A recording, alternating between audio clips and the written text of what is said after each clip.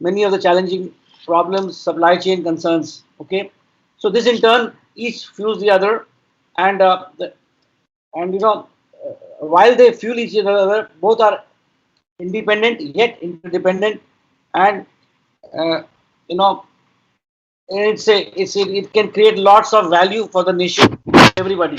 Okay, FII, as already explained, is a forum which attempts to bridge the gap, and so that uh, the pedagogy of the institutes, of what is taught and what is required, is bridged, and uh, and both are aligned to the contemporary requirements of the nation, in order to avoid any known or unknown future shocks. That's the purpose of this whole organization.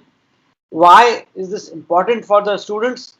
Because uh, the students who have completed the courses or are on the verge of joining, or even who are working, uh, you know, the objective of FII is to empower the students and all stakeholders, so that the students and everybody has got a long, sustainable working career. Okay.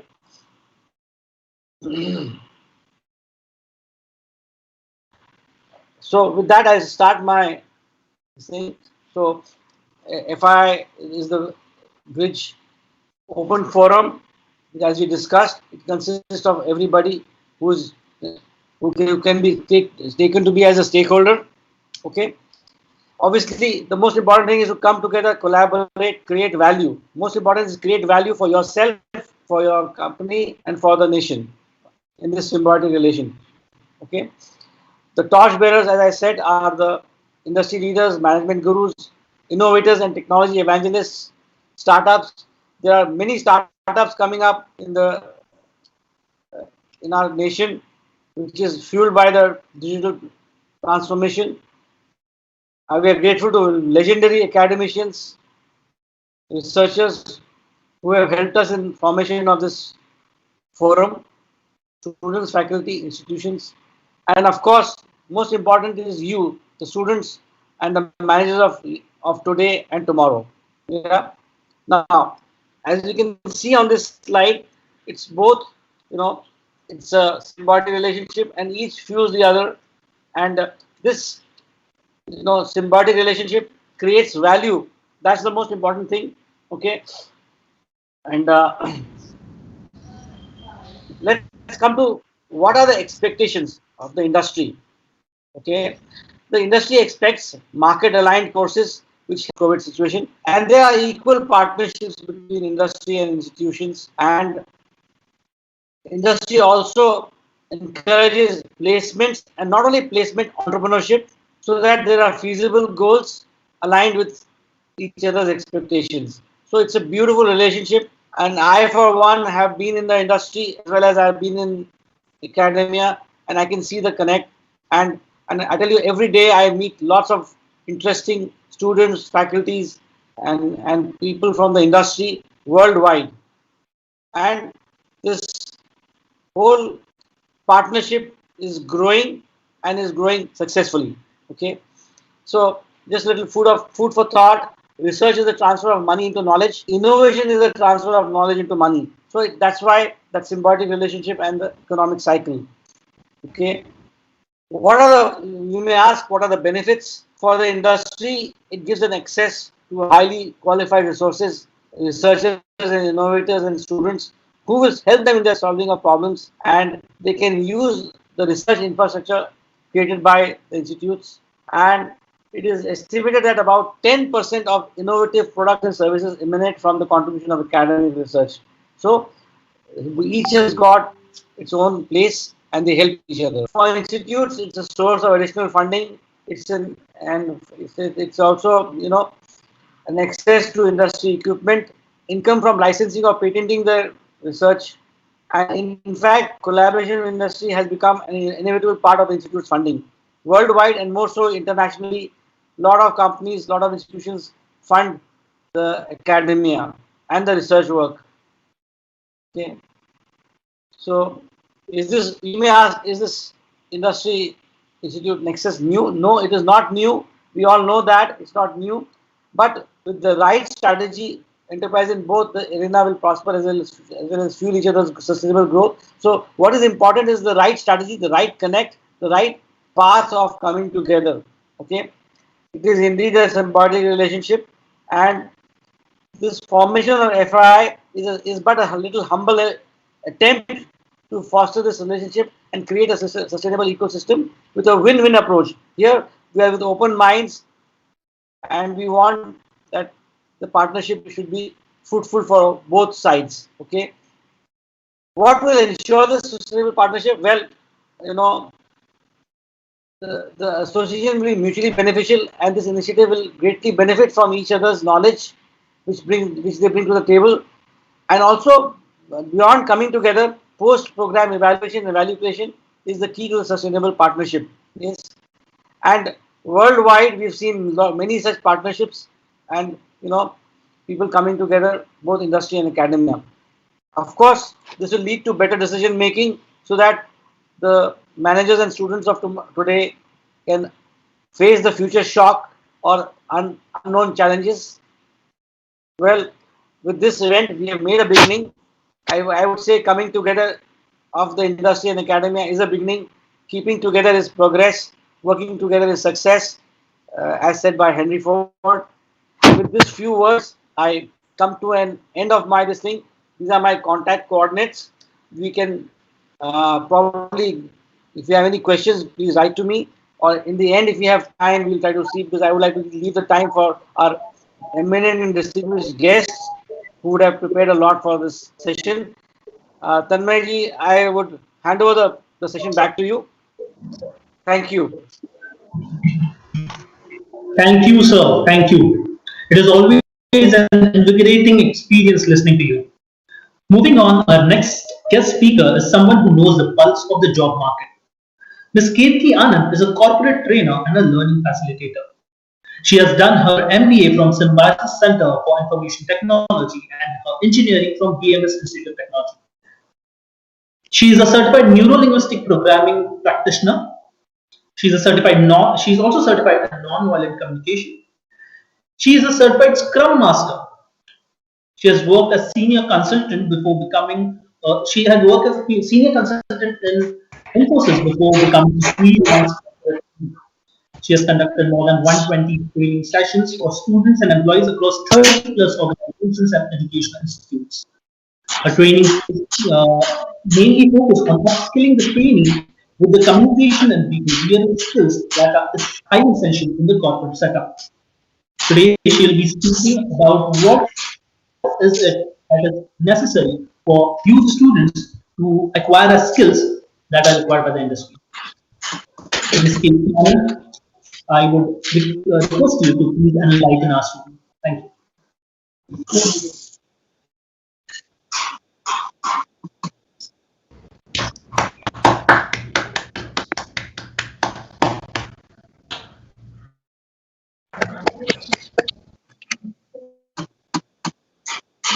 Thank you so much, Tanmay. Thank you so much for introducing me. Just want to do a quick voice check. Am I audible? Yes. Okay. All right. Yes. Thank you. Thank you, and a very good morning to all of you. And thank you to this unique platform, FII and ALARD Group of Institutes, for giving me this opportunity today to share insights, to share my experiences with all of you here.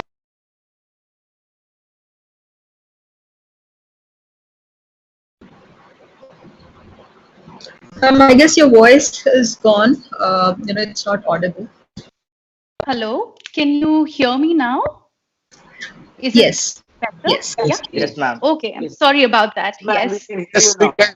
Ms. Kirti, we can hear you. Okay, thank you. Thank you for acknowledging that. So, right at the outset, I would like to appreciate.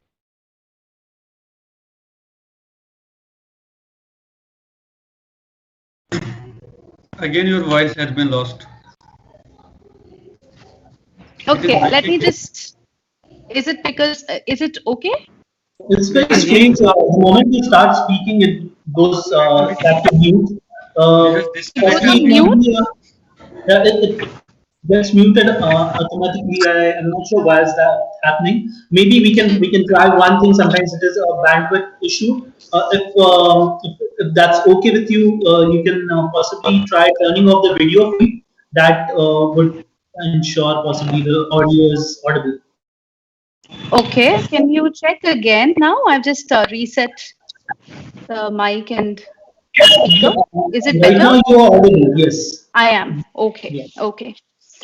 Right. All right. I'm so sorry for that break.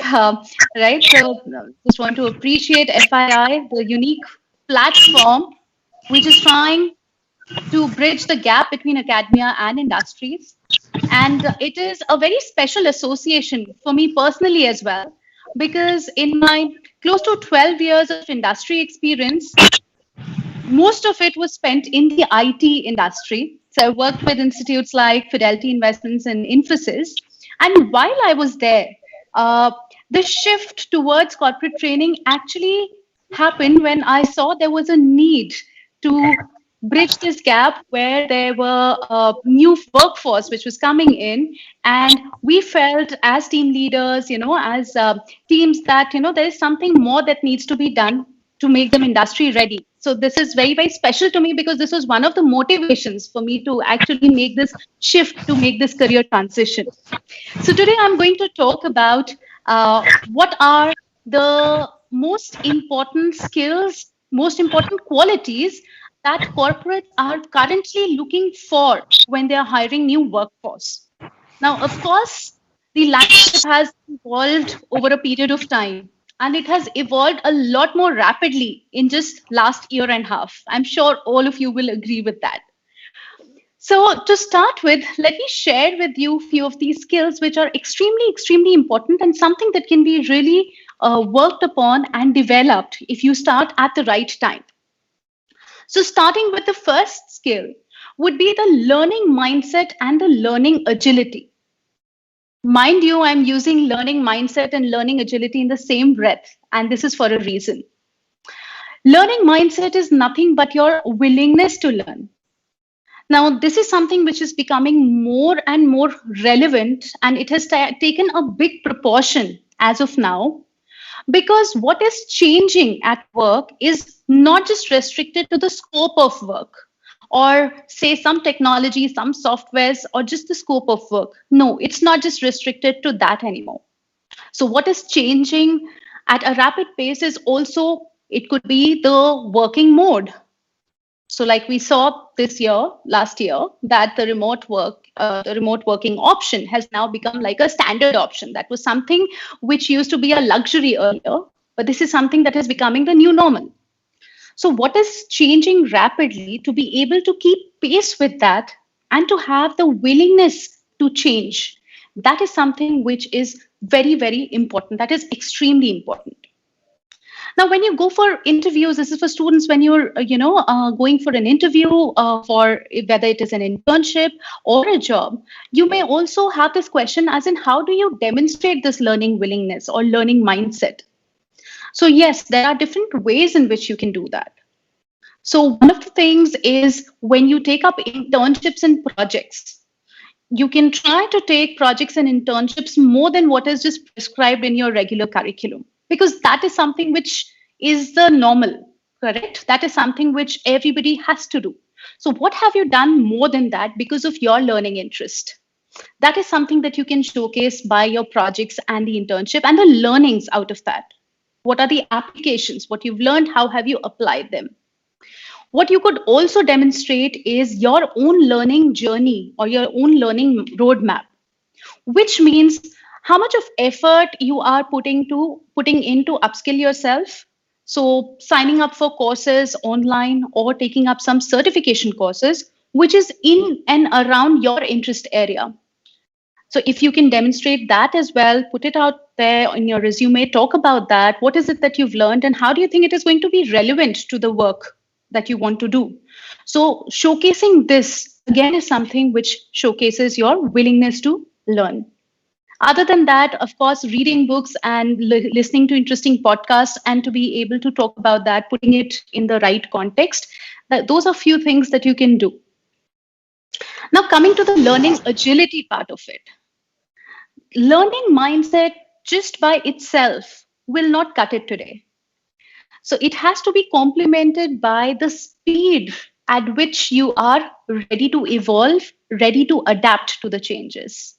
And again, that is something that was very, very relevant. That is something that we all saw in the industry in the last year and a half. So a lot of companies have like 5-year plans, 10-year plans, 15-year plans. And because of the pandemic, most of it went for a toss, right?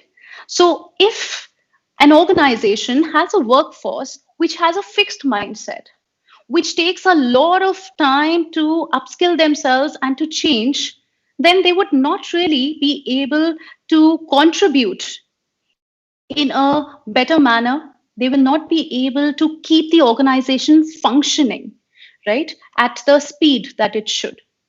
So that is why learning mindset accompanied by learning agility, the speed at which you embrace any kind of change, that is something which is extremely, extremely important. Moving on to the second part, another very important skill. Another very important skill is having domain knowledge and functional knowledge, right? So having end-to-end knowledge of what is the role that you want to do. So if I say as an expert that I am an expert, I have in-depth knowledge in one particular area, that is something which may not work very well now, because accompanied by the depth of knowledge in your core area, you also need to know what is happening before the process, what is happening after the process that you will be performing. So having functional knowledge as well as domain knowledge end to end, that is something which will help you to add much more value and to contribute a lot more than others in your same role. So what I would suggest is have a bigger picture when you are applying for a role, when you're looking at a role, what is it that you want to do? Look at it from a high level also, get a big picture and understand how your role fits into the bigger scheme, how your role will be able to contribute to the organizations to help them achieve their vision and their mission. So while you should have knowledge, end-to-end knowledge, do identify your core area and then have an in-depth knowledge about that. So to give you an example, if there is a product manager, say at an Amazon or a Big Basket or a Flipkart, now a product manager, it will not just be enough to have the knowledge of the supply chain management or the promotions and the pricing part of it. As a product manager, you would want to understand what are the seasonal trends, what is the demand pattern. And for that, you may need to run analytics. So a lot of people actually say that we are very scared of IT, and that is something that we've not learned from schools and colleges, and changing now it's too late, etc. No, it's not. So if you're not, in this example, if you're not able to run analytics to understand your patterns and your seasonal demands, you will not be able to make a strategic decision. So that is why having an end-to-end knowledge is extremely, extremely important. And then the third thing.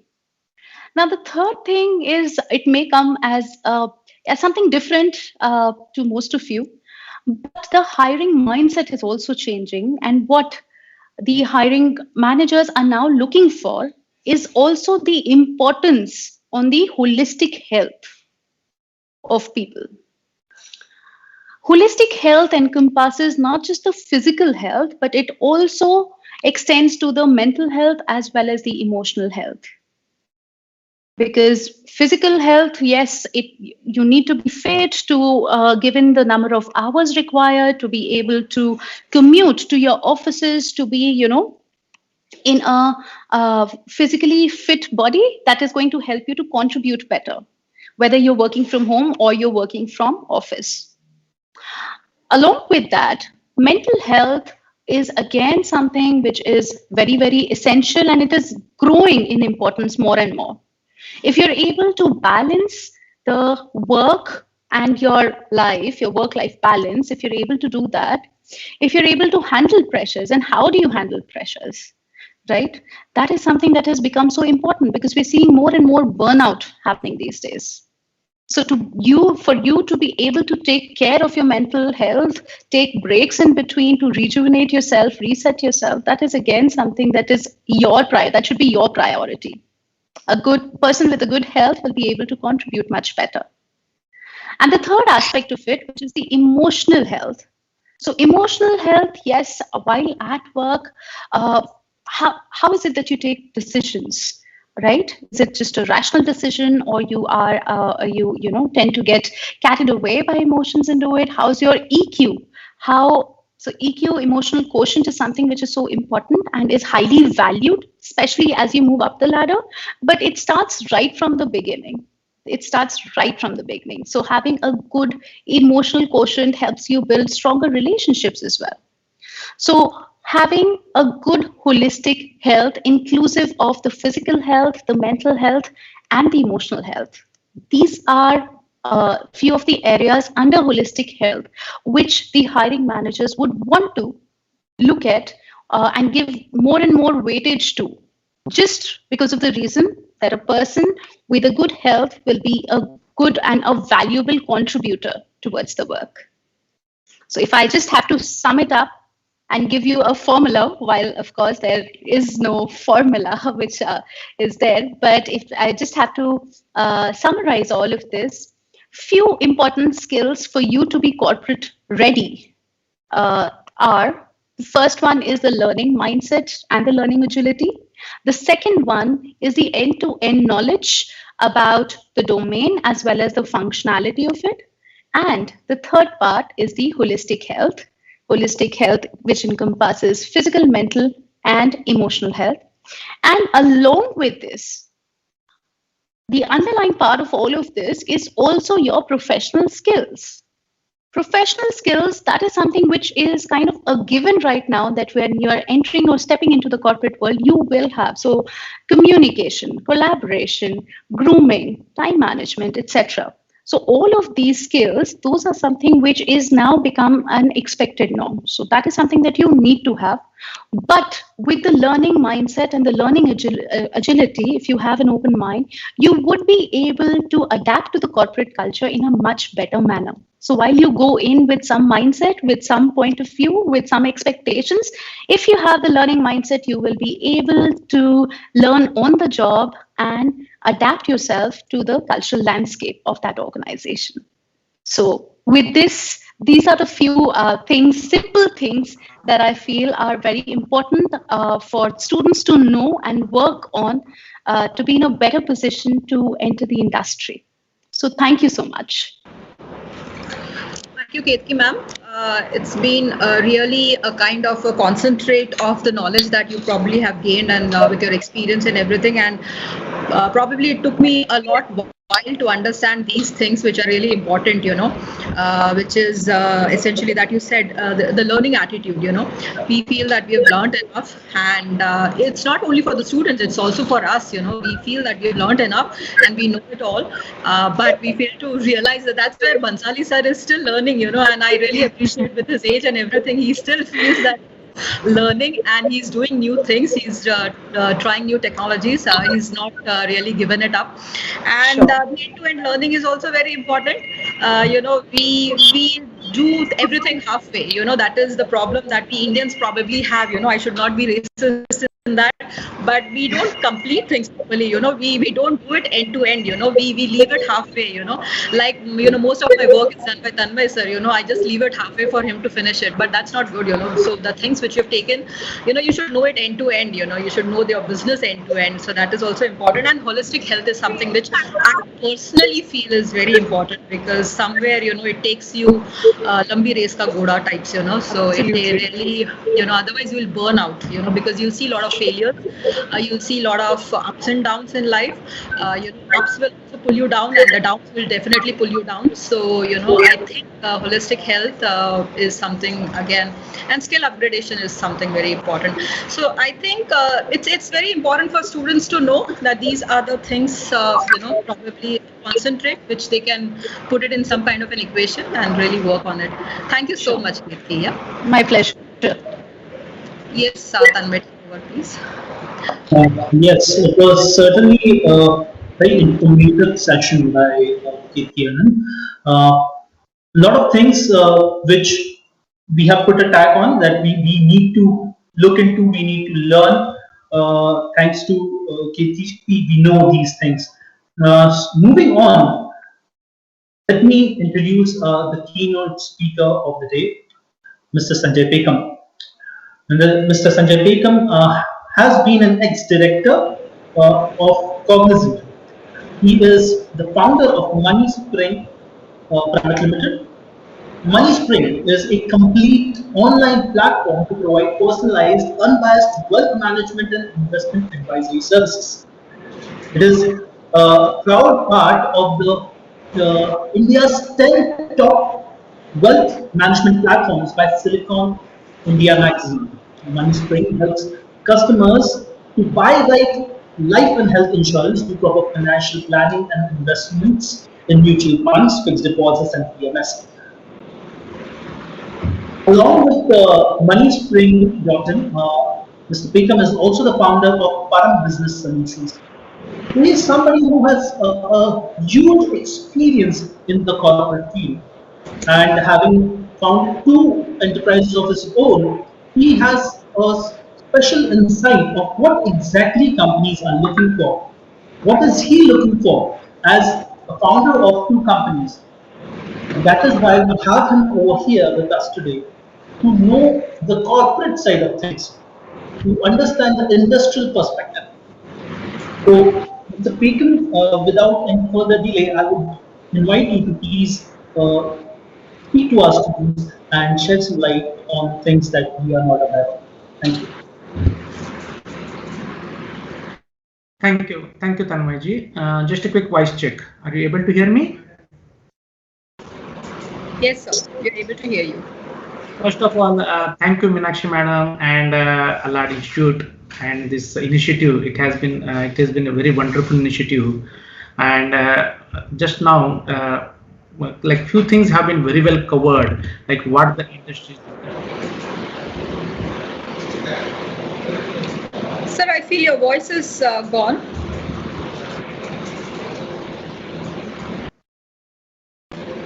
No, it's still not audible. Not audible, sir. Background. It's not audible.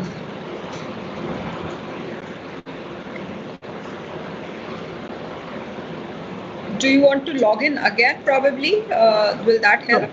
I mean, No, it's coming. I don't know what is the issue. okay, It's coming. Some participants may have unmute, so I think that's a little bit creating background noise. Okay. Now it's audible. Yes, sir. Go ahead, please. It's gone again.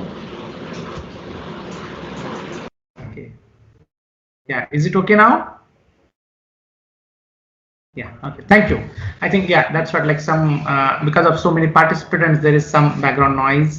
Somebody unmutes it, so we do get that noise. So thank you for this wonderful session and this initiative. It's definitely helpful. Being a part of industry, I've worked with 10 years with Tata Consultancy Services and then 12 years with Cognizant Technology Solutions. So being to multiple campuses, have been the panel member for deciding the campuses, and we have seen a lot of like other side, like what the corporates really expect. So the good news is actually there is a tremendous job opportunities and there is a tremendous demand for the talent. So if you see now also our IT companies are struggling to get the skills in cloud computing, artificial intelligence, analytical reasoning, UX design, mobile application development, and cyber securities. So these are the some of the like top-notch skills. Still, industry is feeling tremendous shortage. Whereas if you go to the MBA side, I know ALARD is a mix of like MBA, MCAs, and like engineering graduates. So if you go to management side, there is a still tremendous shortage of good marketing people. because if any organization, like they are looking for marketing sales people who are really the brand carriers of the company, right? So they are looking for those top notch people. And if you see from the finance side, there is a tremendous demand for the finance folks who are really analytical thinkers, can think of innovative things, how to raise the capital, how to utilize the capital better way. And so there are like demands. So I would not say that there's a there is a shortage of demand, but rather there's a shortage of right skills. So what are those skills? Like, so if you see, we have been here. I have been like, means I'm personally have interviewed hundreds and thousands of people also, just to judge what are the things going on, and have been doing the career guidance programs from last 15 years. So what we have seen, like the people do make this common mistakes. Like if you see, if somebody got the time, like what are their projects? If you see the water project, still the library management program. When I was studying that time also, I was doing the library management project. Now also a lot of people still show the same program, library management. Or somebody will say, I will do the college management program, tuition management program.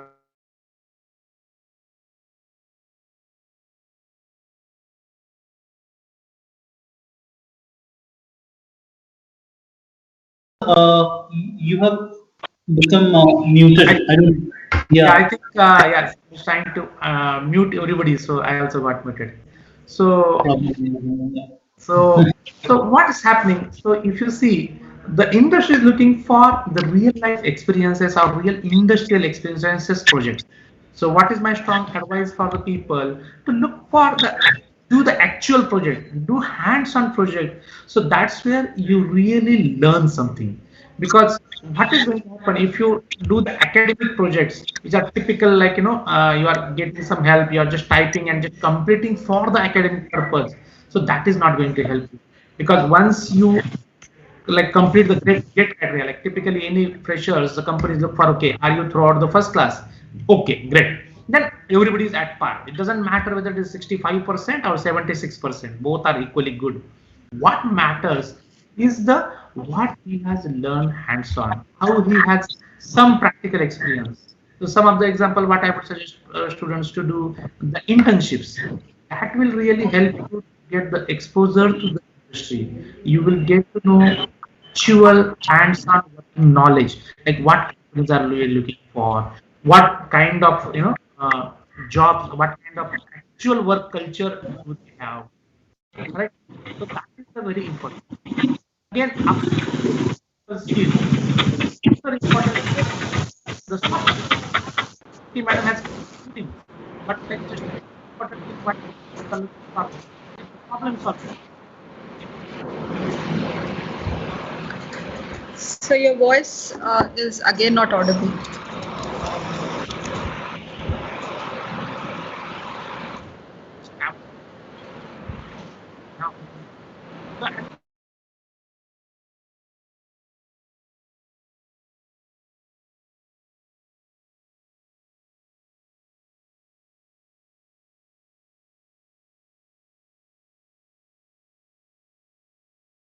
Yeah, can you hear me now?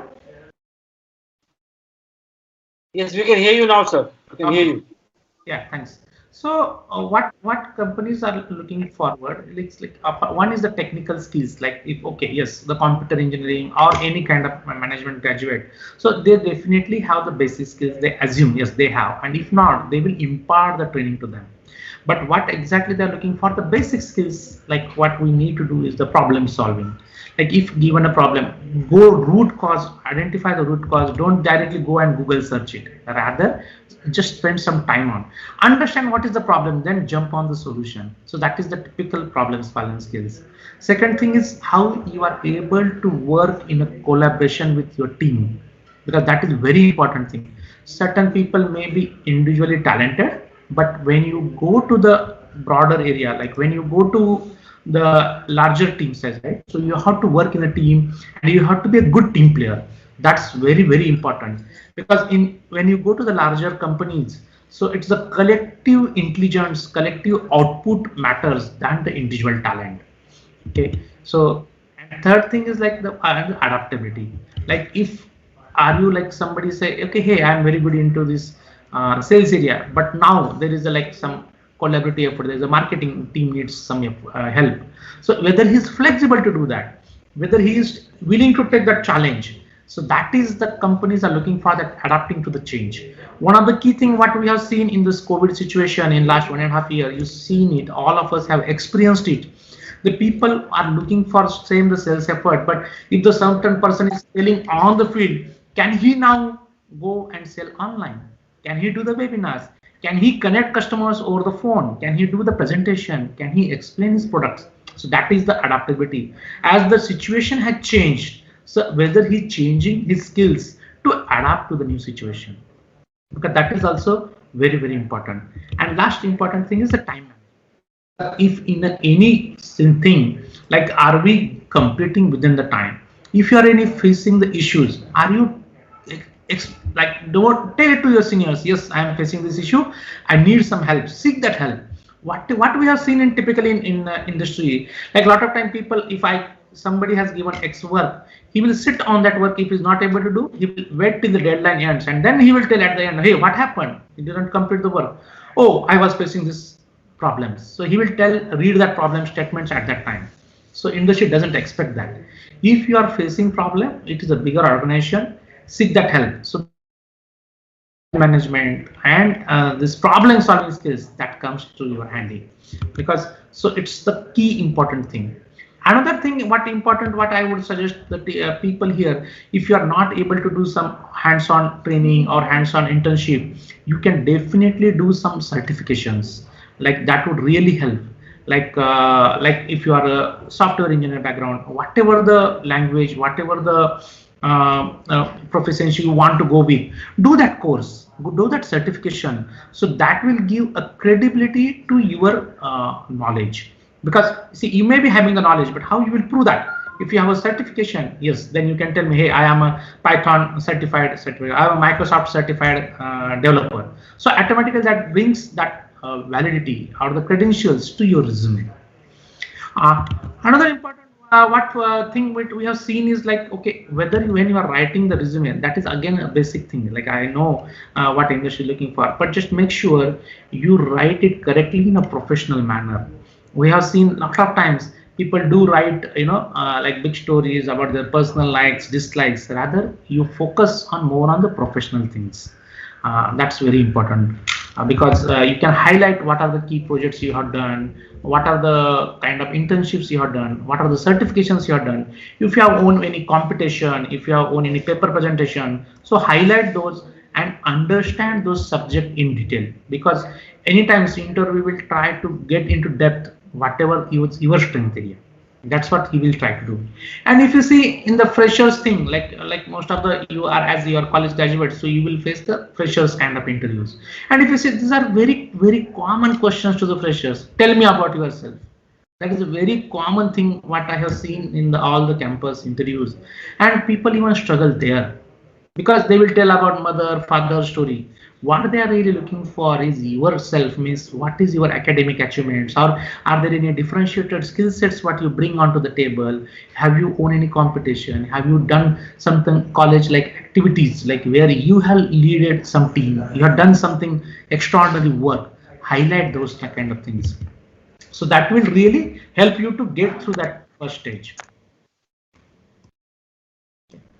That another thing is like I was explaining you about the final year projects, whether it is MBAs or engineering graduates. So I would strongly suggest you to do some work on that, understand in depth what was your project, how it has made the impact on the like what your community, society, for whomsoever you build. Let's say if you have built that project for some private company, name it, give the clear-cut objective of the project, whether you achieved it, if it achieved, what benefits that company has derived from that project. That's very important, because many times what we see just descriptive, like 4 lines they will write. When we ask some few questions, then when we come to know, yes, he has not done really anything. It is just copy-paste from other sources. So don't do that. So please try to do that, because that really gives you a credibility and it shows that you have really worked on it. So that will give a long way. Another thing, like companies ask like, what are your strengths and weaknesses? We have seen very thing like everybody tells about positive things, nobody tells about weaknesses. But you can honestly, like, you can tell something which you really want to improve on, and you can say clearly, yes, this is a thing I'm still working on, and yes, I need to improve on. We know that nobody is perfect in the life. Everybody will have some small or big things. Another thing is like the company where you are joining, or for whom you are going to appearing for the interview. Please do visit their website, understand that company's background, what are their what field they are into, what are their positioning, what are the key products or key management people. So just read about that company. That would really help you to face that interview. And second thing is like how there may be some questions like, okay, hey, if you have any questions, feel free to ask that questions. Don't worry like why I should ask, or don't feel like just you can simply ask, okay, hey, what are the role I will be playing, or what are the kind of things I will expect to do in future, what are my growth paths. So that would show that you are keenly interested into that job. Okay, that will kind of tell the people, yes, you are also keenly interested to join this organization, and it is just not like a monotonous dialogue like, okay, yes, yeah, I want to do this, I want to do this, and so I don't have any questions. That means that you're not studied anything about the company. So it's very, very important. So these aspects you should do. And what are the kind of like, as you are facing, so what are the next things? Whether somebody has done right now, it's great. If you're not, you please do that. And what are the, I will say, the action items, what you should really looking forward. I will just summarize again. One, improve your communication skills, be it writing and written. Please, important, that is the first gate criteria, like, so any interview you face, at least you have to able to present your skill sets, right, to the interviewer. And then do thorough preparation about your final year projects or seminars, whatever you have done. That's very important. Do mastery in one subject. So particularly for IT or computer science background people, or electrical, mechanical, at least one subject you should have very good mastery, and then you can direct those interviews to that level, because that shows that you have some passion for some subject. So everybody understand you cannot be master in everything, but at least there is a passion, and there is something you are learned on one deep area in deeper. So now if you see like what they say, at least one area should know in deep, and then others is the generalist information. Because any company you go, you are not expected to work in each and every area, right? So it is only few areas you will be working. So that shows your ability to go in depth, right? Then join the first job whichever you get, because it's not necessarily whether the company is small or big. What matters is the experience, what you gain there. So if you go to a larger organization, what will happen? Like the larger organizations have a big setup, and you will be like performing very compartment role. Like you will be like doing any specific work, right? If you are, let's say, you are part of big team and you are assigned a testing person role, so you'll be just doing a testing person day in day out. You will be doing testing. Whereas if you join a small company, they may not have so many focus roles. So there may be like you will be all-rounder, like you are doing development, you are doing testing, both. So you develop the versatile skills there, right? So that will also help. Second, last thing is like stay connected, because what happens, you have to keep sharing experience with your colleagues and friends. Like so what I mean by this, like let's say somebody has got an opportunity and you face the interview, do share with others what was your interview feedback. Then that will help each other to learn from those mistakes, because nobody is perfect in this world. Like, see, all of us do make small or bigger mistakes, but if we tell our other colleagues, at least they can be well prepared. They can say, okay, hey, what the company is looking forward. So that will kind of help to each other. So that is the kind of things what I am saying. And like if you see now the criteria, like most of the companies, because of now remote selection process, like face-to-face interviews or the group discussions are like little bit like reduced. Now what companies are adopting? They are adopting like a common entrance test, like something like MCAT for technical people. For management people, there will be some objective test which is done online. So they are accessing your technology skills, soft skills, as well as some aptitude test. So that's what they are doing.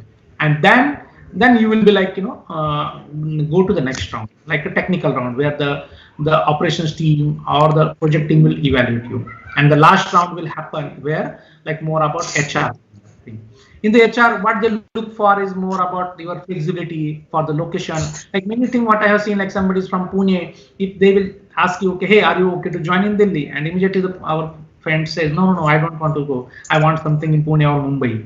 So I would request you to don't do that, because many times the companies look for the flexibility. Are you really willing to join? Okay, are you willing to, if the company's business need is to have in Delhi person, they will not hire in Pune. So what we have to show that flexibility, and that will go you to the places, and that will help you to the next career. So all the best for your future, and I'm here like if there are any specific questions people would like to ask, I'll be happy to answer them. Yeah. So much, Sanjay sir. It was really nice to hear you out, and there was so much of insight which you could give in bullet points, probably, so that students can actually take a note of it. And really, very serious points. You raised upon certain things which really work and which really doesn't work for the students when they are in the interview. I want all the students out here to really feel free to ask questions, because we have a lot of guests out here who can actually answer your questions. You can think for 2 minutes. Before that, I will ask Sanjay sir certain question, which probably will help the students also. So Sanjay sir, you would have really faced, there are two things which happen. One is when the student go for an interview for the first time, and second when he starts working. So campus to corporate basically deals with both, the entry point and the life after once he's got the job. So based on your experience, what is one thing that you really liked in the student or in a candidate while giving the interview, and one attitude of the person while on work that you really liked about, that you really feel is something which you like, so that students can get a hang of what are the things which people look. I mean, it is very subjective. Bansali sir might look for different things, Ketki ma'am would look for different things, and Satish sir would look for different things. So what is one thing which you look in a candidate once he's coming for an interview, and after the people started working, the employees have started working, what is one thing which really you like in the employee? Yeah, just like when the interview, as I was saying, knowledge. So what I would suggest, typically, like any interviewer, if you see, he will not have knowledge of all the subjects. Okay, so let's say somebody from mechanical background, he will jump towards that automobile industry, or somebody is like knowledge has electronics, so he will ask some question like some simple questions. Somebody like we were asking, like from the electronics background person, we were asking, okay, what phone you are in your hand? He says, okay, Android. Fine. So we'll ask him, okay, like earlier there was a CDMA technology and there was a GSM technology. We'll simply ask, okay, what is the difference between two after the engineering? And what we are seeing, a lot of people don't know. Or you are carrying a 5.5-inch mobile phone screen size. We ask you, what is the 5.5-inch? What is the, which screen is the length or width? What is the 5.5? So a lot of people even don't know that. So what we look for is the how is one is the generalistic knowledge, and two, in any one subject, how he is deeper. So that's what typically what company any interview will do. He will deep dive onto the project, because that is at least that one area he is expected to know in depth.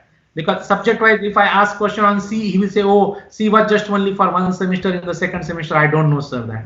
Okay, so rather somebody will ask more about the project, and that companies will really understand, whether he has really worked onto that project in depth, whether he has a good knowledge of any area, doesn't matter which, but at least one area, whether he has a knowledge and whether he is honest into those answers.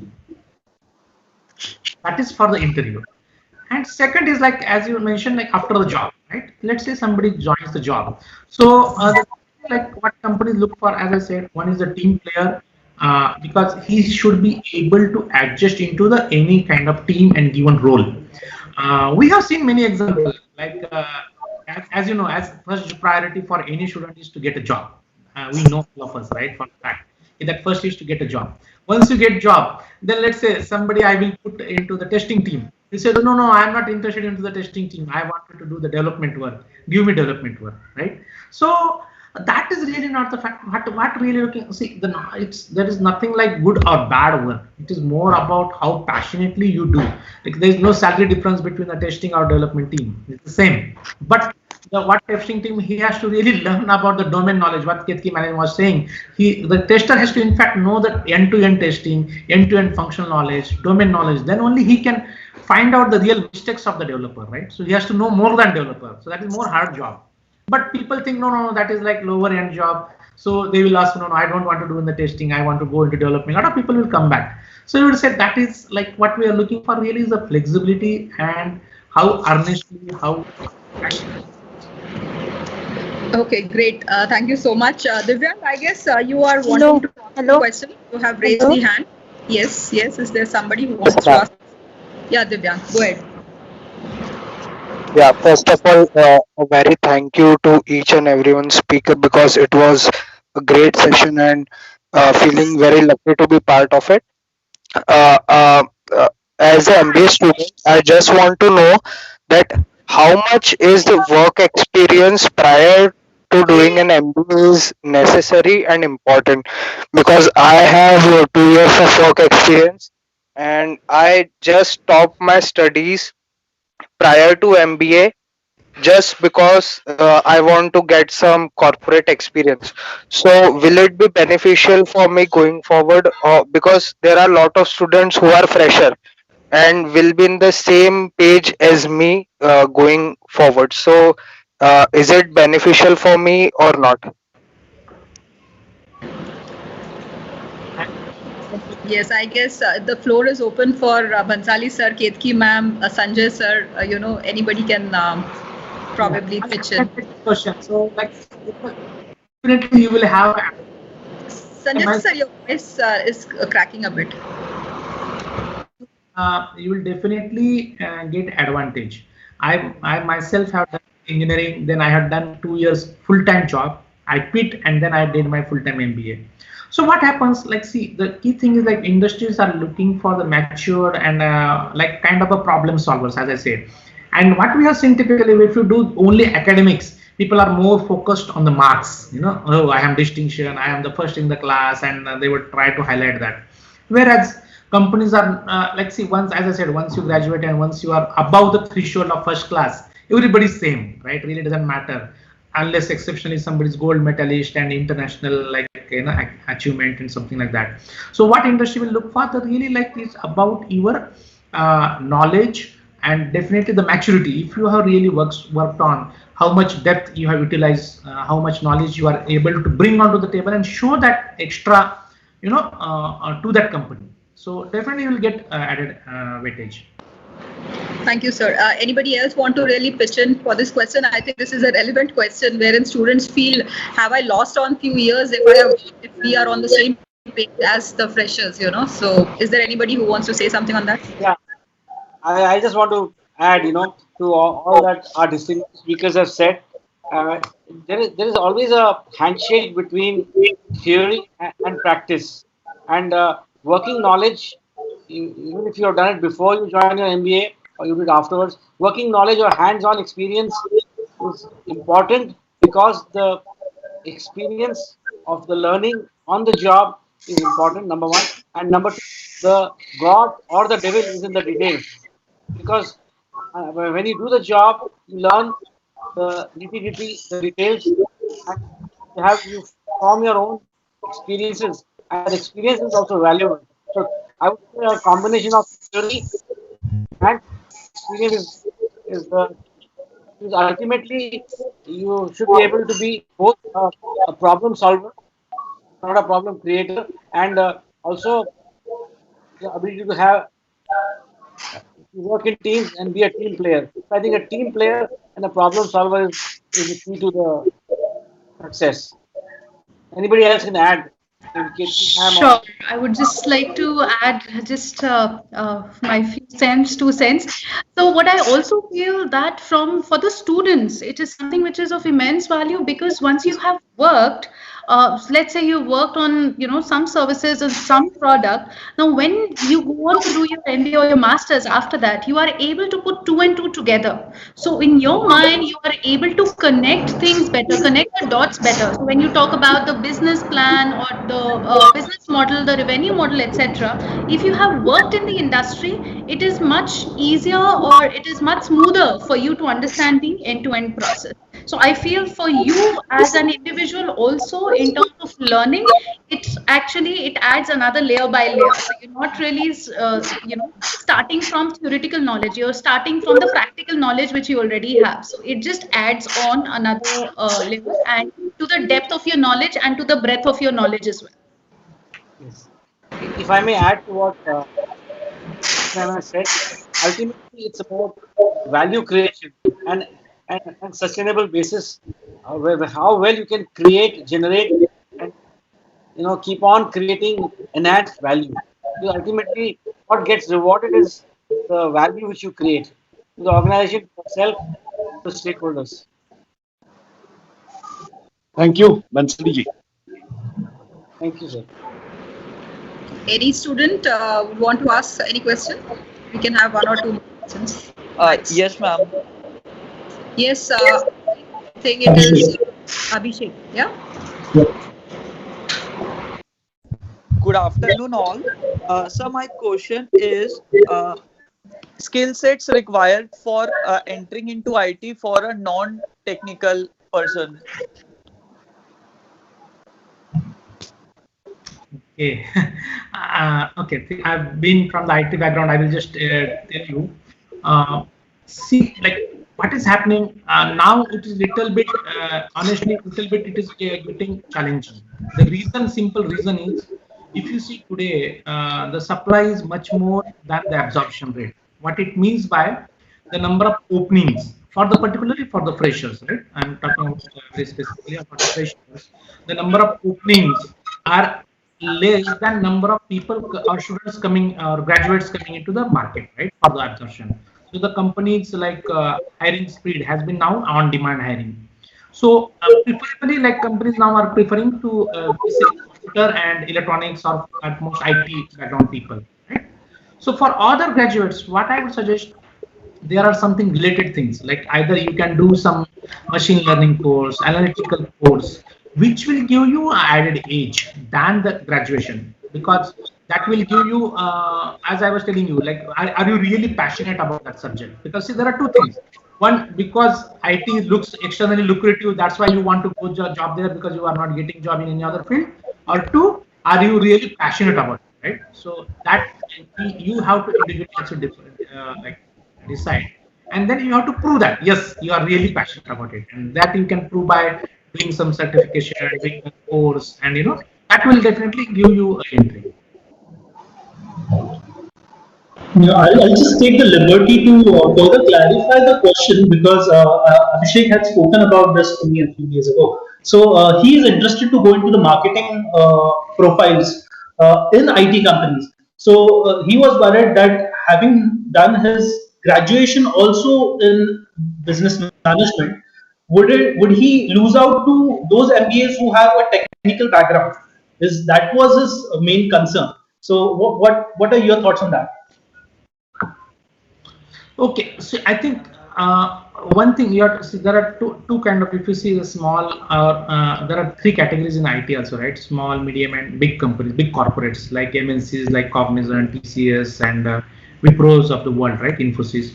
So those companies have little bit different. They don't have like the fresher marketing kind of thing. They do have, but those are used for the business development team. What it means by when somebody proposal comes, then you are building the solution, you are building the PowerPoint, you are analyzing the information, or you may be put on to some business analyst role where you go meet to the customer and understand in depth the requirements and match and do the solution accordingly, solutioning.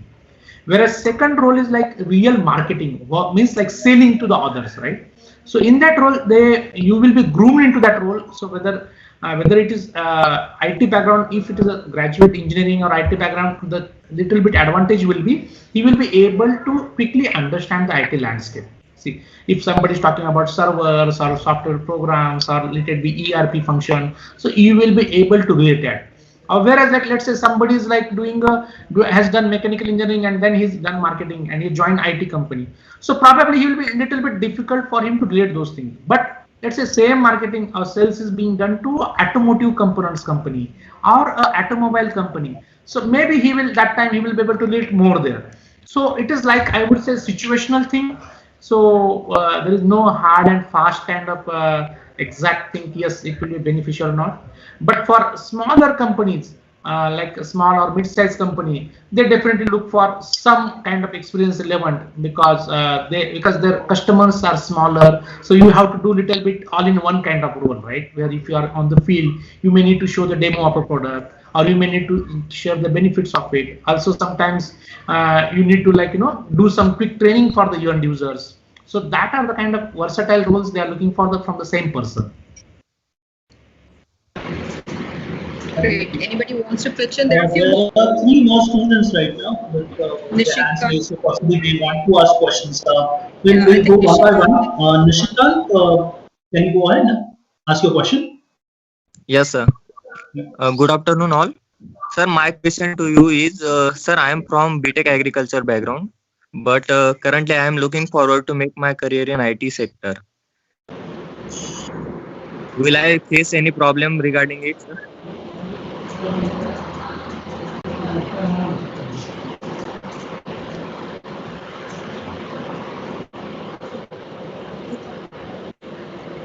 I think Sanjay sir, it is more of the same. I think. Yeah, exactly. Just But possibly you can also focus on that aspect of the answer as to, are there any synergistic areas where agriculture and IT can come together, and what are the scope for such opportunities in the future?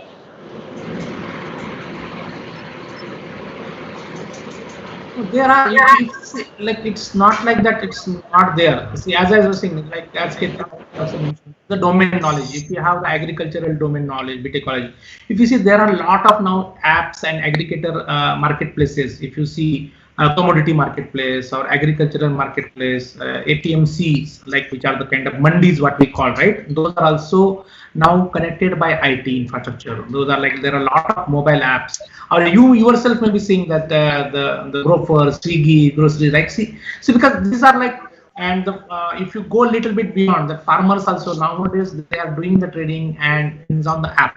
So what I was saying, like, it's really, IT is one thing which will enabling the area, irrespective of whichever is your background, right? Whether it is a BTech or pharma, doesn't matter. What matters is that it's the enablement and is the domain knowledge, how you are utilizing it. So that's the key thing, because IT means for any, just remember one thing, in IT means doesn't, in an IT company, not 100% staff is from computer engineering background. Remember that, because in IT also you need domain experts. Just to get the cognizant, when I was there, like, we had that pharma vigilance, pharma kind of division, right, which will does the clinical trials for any pharma product. So we have 1,000 MBBS doctors, MBBS and BMS doctors. We had 1,000 team of doctors, because they have to do the like validation of the results, other those, like, what are the inputs or testing of the product. So doctor has to do that. So just remember that, okay, like, it's not that everything is done by computer engineers. The coding for any background person, for that matter. So I agree completely with Sanjay sir here. Like, IT is an enabler, and how we have seen fintech companies and edutech companies come forward, where there has been a blend of the domain and IT has been the enabler there. So similarly, to answer your question, actually, so there is a lot of scope, but there is a lot of innovation that needs to go into this sector to bring IT to get the advantages or to leverage the advantages of IT in agriculture. So we actually need students, and we need mindsets of all of you to actually think ahead, be innovative, and bring together these kind of solutions. But definitely IT is something which can be an enabler to take you forward to realize your vision or your dream. So yes.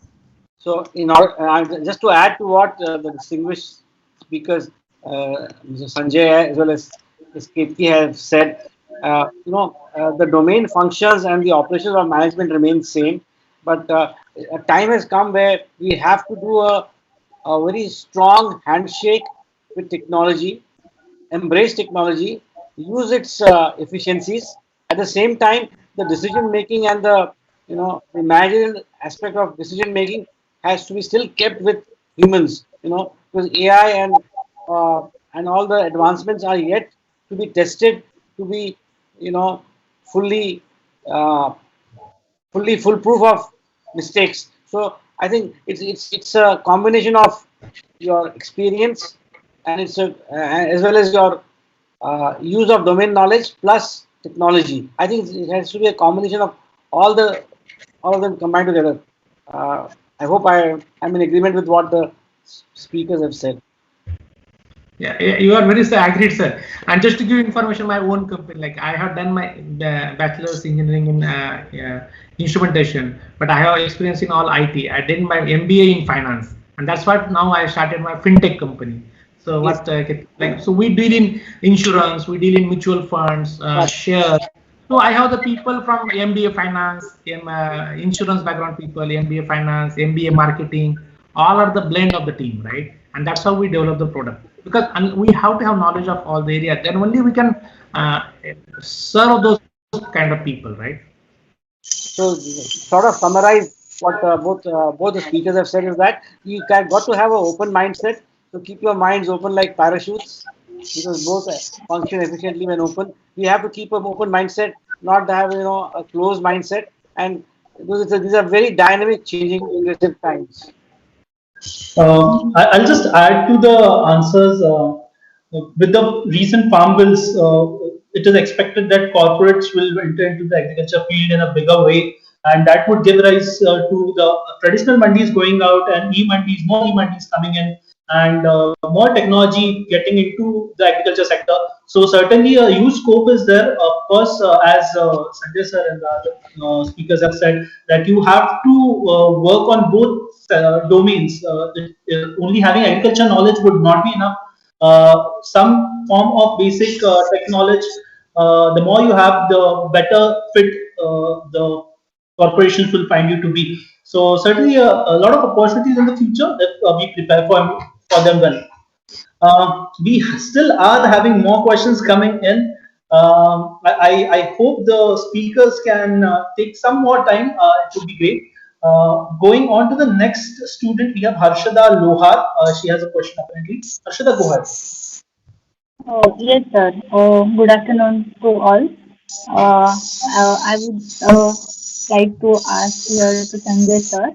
As Sanjay sir said, as a for freshers, we should not see which type of work we are going to get in company.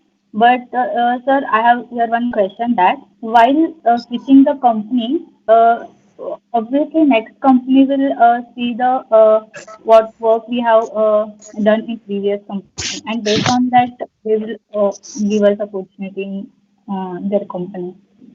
So it will. My question is, we should see what work we are doing in first company. No, correct. Agreed with you. But see, what my point is, like as a fresher, right? As a fresher, you have to be flexible.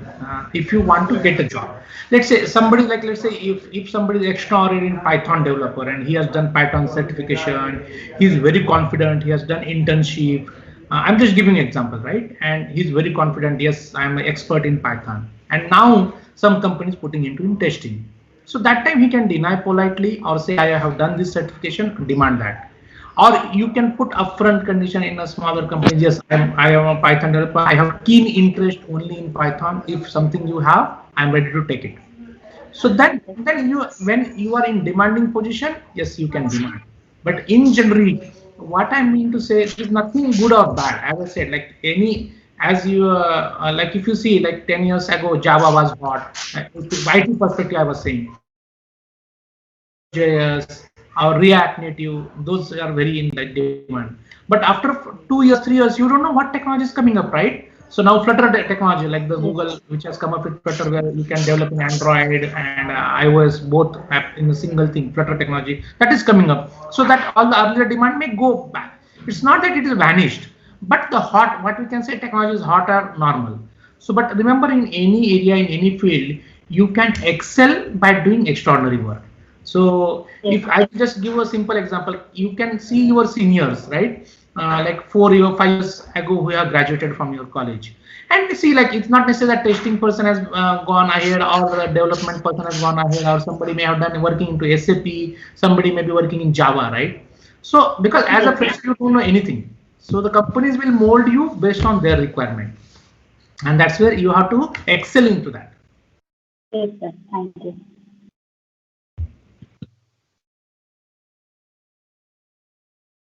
We have another question from Divya. We had asked from earlier. Divya, go ahead. Yeah. Basically, for postgraduate students, salary matters a lot. Like, they really think what salary are good for them according to requirements and expenditure. I just want to know how you can evaluate yourself in the market and demand a salary. And if there are two companies, a multinational company giving a low salary, and a mid-level, semi-mid-level company giving a high salary, what should be your choice? Right, Divyang. So there are two parts to your question. So the first part where you're saying, talking about the salary. So first thing is that you need to be very well aware about what is the industry standard, what is the industry benchmark, right? So you need to do research at your end. You need to speak to people, connect with people in order to understand what exactly is it, which is the norm at your, with your kind of degree and what with your kind of experience. So that is some research that you need to do prior to actually even going ahead for the interview.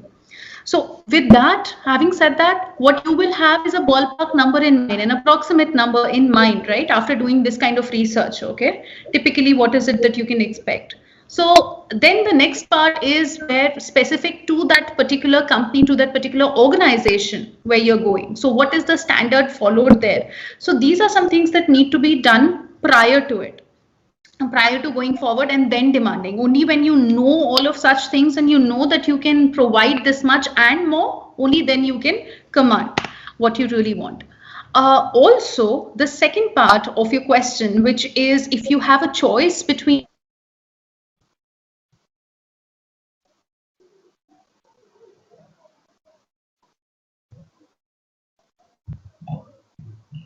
It seems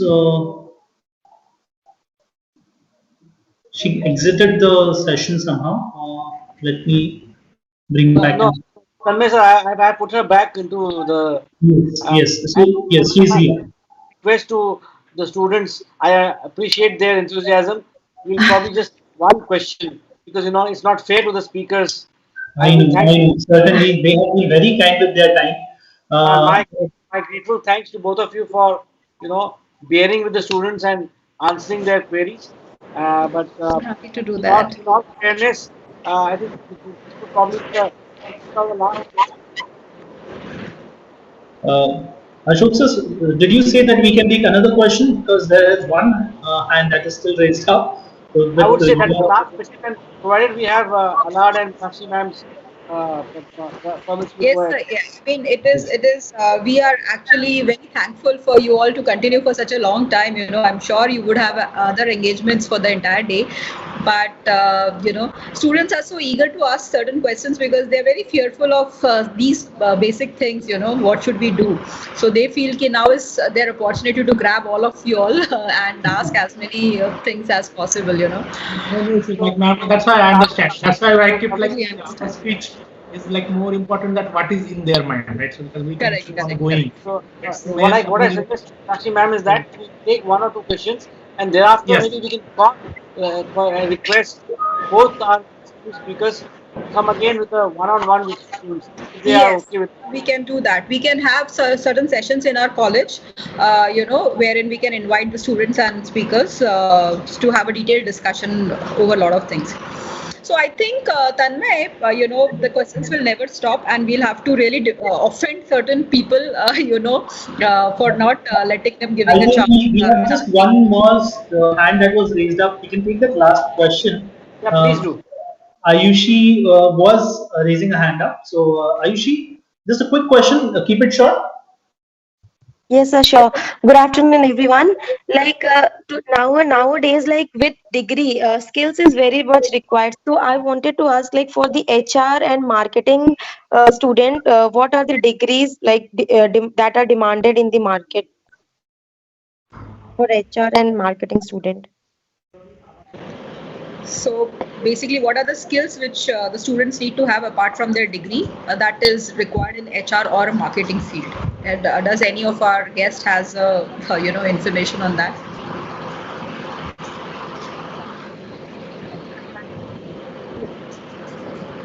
Bansali sir, you're not audible. Am I audible now? Am I audible? Yes, sir.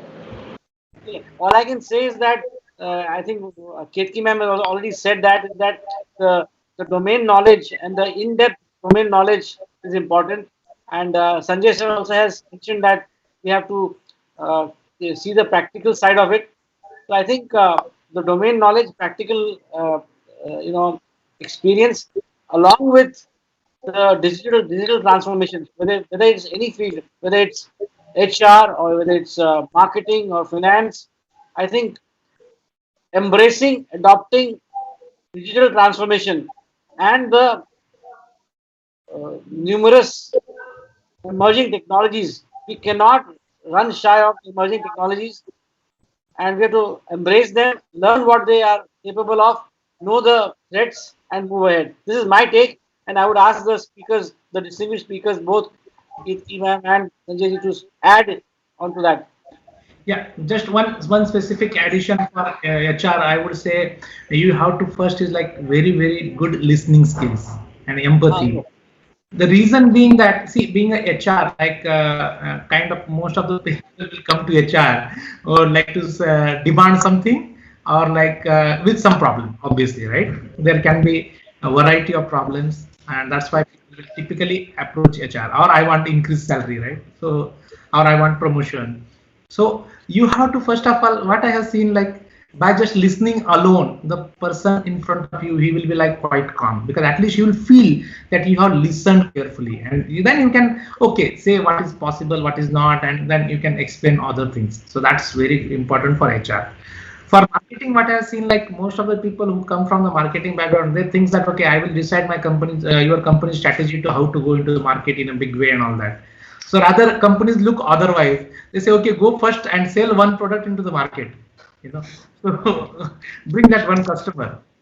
So you have to ready for the on the field job for the beginners, and every company tests that, because how much really you understood the product, how much convincing power you have. And because as a MBA, we have a lot of energies, we have big plans, we have done that case studies and all that, right? How I can change the company and all that. So but the companies know what they are doing, so they will look for you, how much you are determined, how much you are flexible, how much you are capable of on the ground, serving the customers. So that is, you have to be ready for that kind of job and be mentally ready. Sure. I think the softer skills aspect of it, listening skills and empathy, that is of immense importance. What I would also like to add on in terms of hard skills for HR and for marketing. So HR, probably you could also look at the HR modules of certain ERPs, etc. So in ERP, what are the HR modules? I'm just talking about blending the IT and the HR and looking at HR analytics. That's another big area that is opening up. in terms of marketing, being abreast with the trends, the current trends of marketing, because online, offline, I mean, what you might have learned on the job through the books, etc., and what is actually happening right now using different platforms to be adept in using digital marketing also. So those are some things you can take up courses on the side to add on to your knowledge base or add on to your functional base as well. I'll just do the discussion of adding a few things over here. I think the students can do a lot of homework using the social media. What I mean is LinkedIn. The students have been doing that using Instagram and Facebook for a very long time, following people, understanding their passions and this and that. What you can do is go on LinkedIn, find the professionals in the areas that you are interested, see what they have done, look at their profile, look at their CVs. You will understand what are the certifications they have and what are the skill sets that they have talked about, and that will give you an inkling of what is expected out of you at a particular job profile. So you have to do a bit of stalking on LinkedIn and study the successful people and emulate them. So that is what I would recommend. I think we have run out of questions because the students have realized that they have a lot more that cannot be addressed in this small session. So certainly, as Ashok sir was saying, that we would like to invite these speakers again and have a much more in-depth discussion about things. But today's lovely session has to come to an end, and to give the vote of thanks. Quick thing, Satish sir has been there with us ever since, and we yes. couldn't hear anything from him. So Satish sir, finally, please. I would like to call Dr. Satish Marathi sir for the vote of thanks. Just before he does that, I would like to take the opportunity to introduce him to the students. So Satish Marathi sir has been experienced professor in education institutes across Pune. He is somebody who has an in-depth knowledge of the education industry. He has done his PhD, which has focused on the study of national institutes in India with respect to Pune. He is skilled in soft skills, customer service, dynamic trainer, data analysis, and marketing strategy. He is currently the virtual CFO of Strategic Interventions Private Limited. He's a member of Academic Review Committee at the Symbiosis International University and has been working as a visiting faculty in several institutes including SIBM, SCM, HRD, and SCIT, along with being a corporate trainer. So, Dr. Satish Marathi, I would request you to please do the closing remarks and also present the vote of thanks.